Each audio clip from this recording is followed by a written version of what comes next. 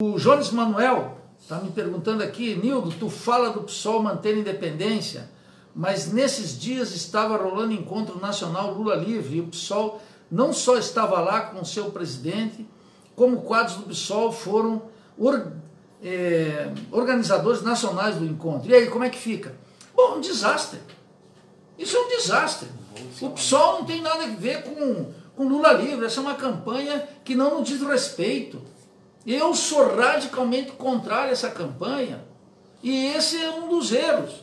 E o Jones Manuel é o nosso camarada lá do Partido Comunista Brasileiro, lá de Recife, mando meu abraço para ele. Esse é o problema, mas essa linha é o desdobramento da linha da campanha presidencial do PSOL, encabeçada pelo Boulos. E aí, meu camarada, o PCB estava junto nessa. Eu sei, veja, são coisas distintas. O PCB não está lá gritando bom dia e boa tarde, presidente Lula. Percebe?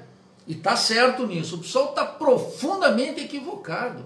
O PSOL não tem que vincular seu futuro, menos ainda na opinião pública. A opinião pública tem um profundo rechaço ao governo petista. Essa ideia é uma ideia profundamente equivocada, vai cobrar um preço eleitoral e um preço político gigantesco do PSOL. Eu faço questão de não ter nenhuma relação com o caso do presidente Lula. Nós só podemos reverter todas essas condições se tiver um mega enfrentamento na sociedade brasileira, que o PT não quer. Olha aí, eu já disse aqui, a discussão, o PSOL já levou uma pancada do PT. No quê? Dupla. Quando lançou Marcelo Freixo para presidente da Câmara, primeiro vinculou Marcelo Freixo ao petismo. Acho isso um desastre. Desaprovo, é um erro rotundo que não justifica em nada. E eu vi muito claramente o discurso do deputado Marcelo Freixo, porque tem apreço, mas acho que nada justifica. Nem a situação do Rio de Janeiro e nem a eventual candidatura de Marcelo Freixo para prefeito da cidade do Rio de Janeiro, porque isso compromete uma visão nacional do PSOL. E essa foi uma. E segundo, que não levou todos os deputados do PT. 16 deputados do PT foram com o Mini Maia, que é o Rodrigo Maia. Você veja que conversa é essa? Como é que tu vai entrar numa campanha que não é nossa, que não diz respeito? Lula é prisioneiro dos seus próprios erros, das suas ilusões, do seu pacto com a burguesia, da sua aliança com os industriais, com os banqueiros, com os grandes latifundiários. Lula é prisioneiro do Lulinha Paz e Amor, do Lulinha que nunca convocou o povo para uma luta. Lula é prisioneiro das suas ilusões, a despeito de todos os absurdos do processo, os absurdos jurídicos do processo contra Lula. Mas são os absurdos jurídicos do sistema judiciário brasileiro que colocou na cadeia, meu camarada Jones, milhões de pobres e negros durante os governos do PT. É o mesmo judiciário, é o mesmo Ministério Público. Essa cumplicidade do sistema que está aí é que colocou Lula, e Lula navegou nesse sistema como se ele fosse o chefe da banda durante muito tempo, achando que ele seria o maestro para sempre. Mas não foi, porque tem a luta de classes, tem as frações de classe, as classes dominantes mudam, e é por isso que Lula está pagando um preço terrível do ponto de vista pessoal, mas que não nos incumbe. A luta do PSOL não é tributária do PT. Nós nascemos para uma ruptura total com o petismo. O petismo constitui um gigantesco fracasso histórico. Fracasso no terreno da moral. Vejam as delações do Palocci. O Palocci foi ministro do Lula. Eu nunca vou esquecer. Eu era do PT quando era difícil ser petista. E eu saí do PT quando o Palocci praticou um superávit fiscal primário maior do que o Pedro Malan em 8 anos do FHC. Quero dizer para o petista novo, esse petista que chegou ontem, que está na base, agarrado por ilusões, pensando que tem uma grande injustiça no mundo e que o maior injustiçado do mundo é o Lula. Não é. Os maiores injustiçados do Brasil, do mundo, é a classe trabalhadora brasileira, que não tem nenhum direito, que não tem nada. Entendeu? E há muito tempo não tem. Então, Palocci era o cara que durante 3 anos dominou a máquina intimamente com Lula. E depois foi chefe da Casa Civil da Dilma, né? Não foi?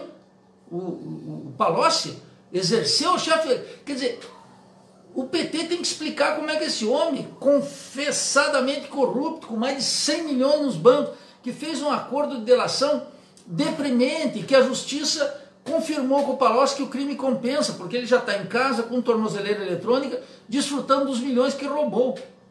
E agora é criminoso, confesso. Esse cara era o chefe da Casa Civil, esse cara era o ministro da Economia, esse cara era o fiador do Lula em economia, médico lá de Ribeirão Preto que decorou. Eu lembro, porque era por ofício, né? Eu sou economista, sou professor de economia, fiz toda a minha graduação, mestrado, doutorado, tudo em economia. E eu ficava vendo o Palocci receitando aquelas receitinhas que estão tudo na página do Fundo Monetário Internacional. Você vai no Fundo Monetário Internacional, na página do FMI, tem lá as versões em árabe, inglês, francês, espanhol, tem em português, você pode acessar, ler, não tem problema nenhum.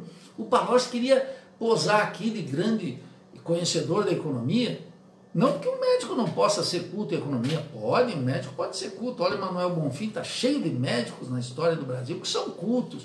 E ele ficava repetindo aquelas fórmulas. E a gente que conhece, isso é o pão nosso de cada dia aqui, para usar uma metáfora teológica, meu camarada Jones, nós olhávamos aquilo e disse, aquilo era ridículo, mas aquilo tinha lógica, era ridículo, mas atendia os interesses da classe dominante. Então veja, essa estrepitosa debacle, decadência moral do petismo, o fracasso histórico de serem destituídos da presidência da República e não ter convocado o povo para uma luta, o fracasso histórico de jamais ter convocado o povo para um combate sequer. Observem o caso do Maduro, é um governo cheio de contradições, é um governo cheio de debilidades, mas tem no mínimo metade da população com ele. E todo mundo fica falando que vai ter guerra. Eu digo, Jones, não vai ter guerra. Ocupação militar via Colômbia, os Estados Unidos, zero. Tem a guerra que já tem, mas essa guerra já está aí instituída, a guerra midiática, a guerra cultural, a sabotagem, isso aí está desde sempre. Então veja, lá tem um povo que luta, aqui o petismo queria o povo só para votar. A cada 4 anos convoca o povo, percebe? Queria o povo quase como ovelha.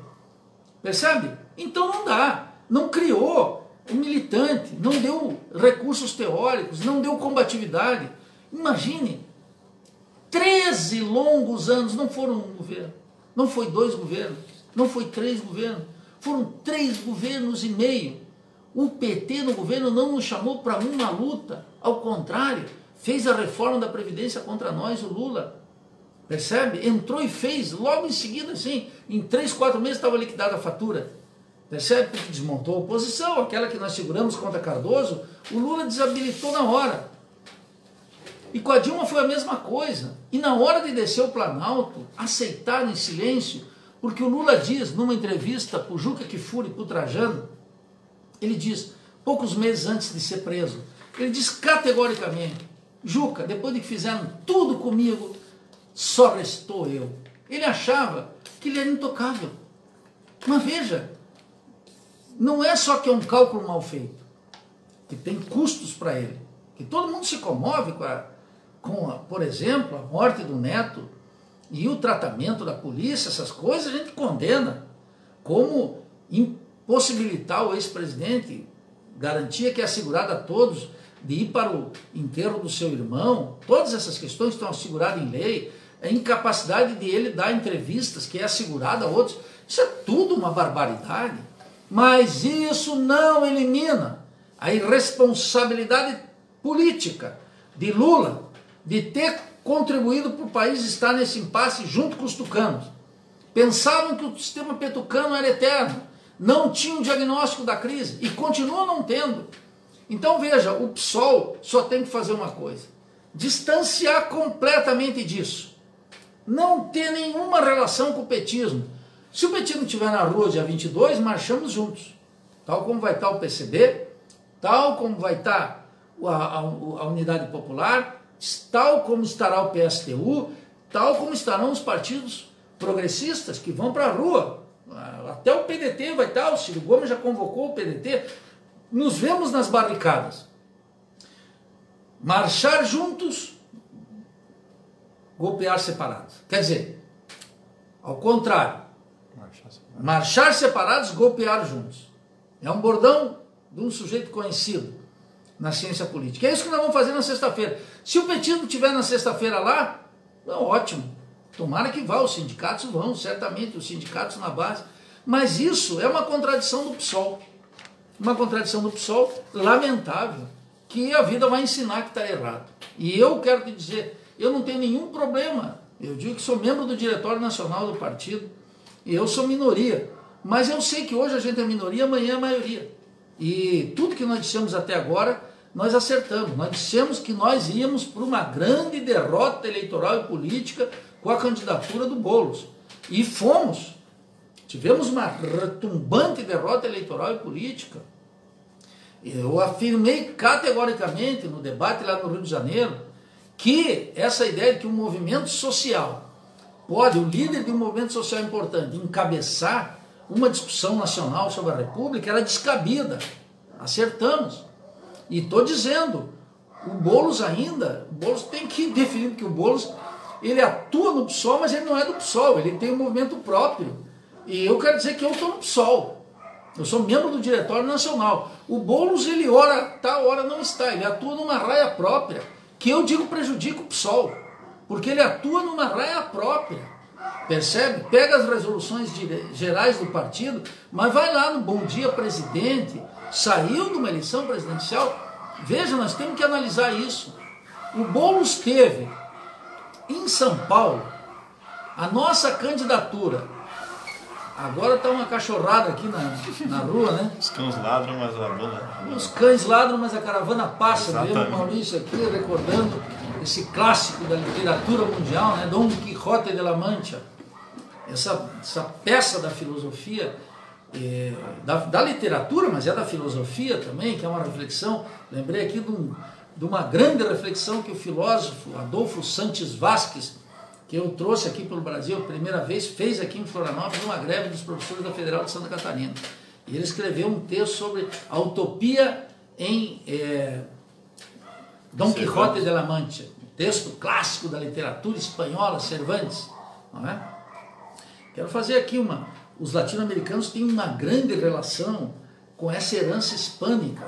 Nós no Brasil temos que ter uma grande relação com a herança portuguesa. Melhor lá, não é Boaventura de Sousa Santos, esses autorzinhos de quinta que andam por aqui. Eu estou falando com a grande tradição ibérica. Isso faz parte da nossa cultura. Não pode ser a anglo-saxônica. Percebe? Não pode ser essa ideia de que se nós tivéssemos sido colonizados por holandeses, ou ingleses ou franceses, seria melhor, porque pegue os franceses, seríamos melhores. Veja a obra deles no Haiti. É um desastre. Nós temos que ter uma recuperação aqui, né? Então, o que eu quero te mencionar aqui é que hoje aquilo que é inviável, amanhã não é. E o Boulos fica atuando numa raia própria, que não é a do PSOL. E ele atua avançando em terrenos que é uma espécie de redefinição do partido, mas em redefinição que coloca, a meu juízo, o PSOL como um puxadinho do PT. O Boulos atua nessa toada, quer ser o amigo do Lula. Alguns até me disseram, eu discordo, que o Boulos é quase um avatar do Lula. As pessoas dizem. Eu trato o Boulos com respeito, porque ele é dirigente de um movimento social que merece nosso apreço. Agora, para ser dirigente partidário, a coisa é outra. E para conduzir a figura pública do partido que ele se transformou, ele não é a única, obviamente, tem nossos parlamentares, tem membros dos diretórios estaduais, municipais, a atuação do Boulos complica o partido. Essas andanças dele por aí, sem a identidade do PSOL, falando em mídia ninja, em movimentos sociais, ele dilui o partido numa frente ampla, que não é a frente, o PSOL é um partido, tem que atuar como partido. Então eu tenho uma radical divergência com essa linha dominante no partido e em especial com a atuação do Boulos. E que diga-se, né, Jones? Foi nosso candidato comum a presidente da República. Lamentavelmente. Já é contas passadas, mas é preciso registrar aqui, em nome da verdade.